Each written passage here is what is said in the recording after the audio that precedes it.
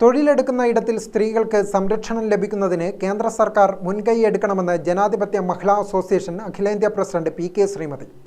ഇതിന്റെ ഏറ്റവും ഒടുവിലത്തെ ഉദാഹരണമാണ് കൊൽക്കത്തയിലെ യുവ ഡോക്ടറെ ആശുപത്രിയിൽ ബലാത്സംഗം ചെയ്ത് നടത്തിയ ദാരുണമായ കൊലപാതകമെന്നും പി.കെ. ശ്രീമതി പറഞ്ഞു.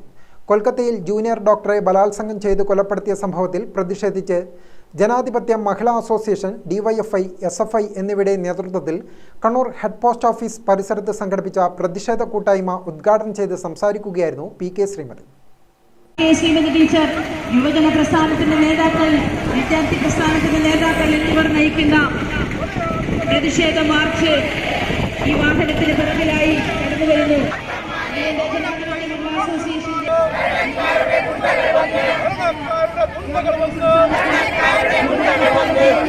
പ്രസ്ഥാനത്തിന്റെയും നേതാക്കൾ പ്രതിഷേധ പരിപാടിയിലേക്ക്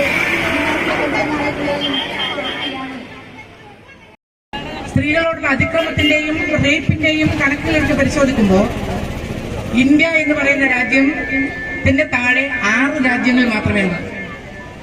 ഇന്ത്യ ഏറ്റവും വേഴ്സായിട്ടുള്ള, ഏറ്റവും ഹീനിയസ് ആയിട്ടുള്ള നിഷ്ഠൂരമായ അതിക്രമങ്ങൾ സ്ത്രീകൾക്ക് ഏറ്റുവാങ്ങേണ്ടി വരുന്ന ഒരു രാജ്യമാണ് ഇന്ത്യ. ഇത് സ്റ്റേറ്റ് ഏതാണെന്നില്ല, ഇന്ത്യയുടെ എല്ലാ ഭാഗങ്ങളിലും സ്ത്രീകളുള്ള ഈ അതിക്രമം നടക്കുന്നുണ്ടെന്നുള്ള വസ്തുത നിഷേധിക്കാൻ ആർക്കും കഴിയില്ല. പക്ഷെ ഒരു വ്യത്യാസം, ഇത്തരം നിഷ്ഠൂരമായ ആക്രമണങ്ങൾ സ്ത്രീകളോട് കാണിക്കുമ്പോൾ റേപ്പ് ചെയ്യുകയും എന്നിട്ടത് തെളിവ് നശിപ്പിക്കാൻ അവരെ കൊല്ലുകയും ചെയ്യുന്ന സംഭവം ഇങ്ങനെ അടിക്കടി കൂടുമ്പോൾ, പ്രിയപ്പെട്ടവരെ, ഈ കുറ്റവാളികൾക്കെതിരെ കേസെടുക്കുന്നതിന് മടിക്കുന്ന ഭരണകൂടത്തെ സംബന്ധിച്ച് നമ്മൾ എന്താണ് പറയാനുള്ളത്?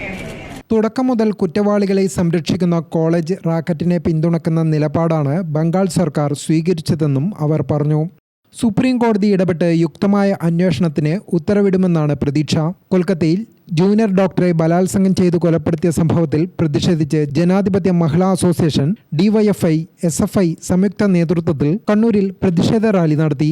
ഹെഡ് പോസ്റ്റ് ഓഫീസ് പരിസരത്ത് സംഘടിപ്പിച്ച പ്രതിഷേധ കൂട്ടായ്മ ഉദ്ഘാടനം ചെയ്ത് സംസാരിക്കുകയായിരുന്നു പി.കെ. ശ്രീമതി.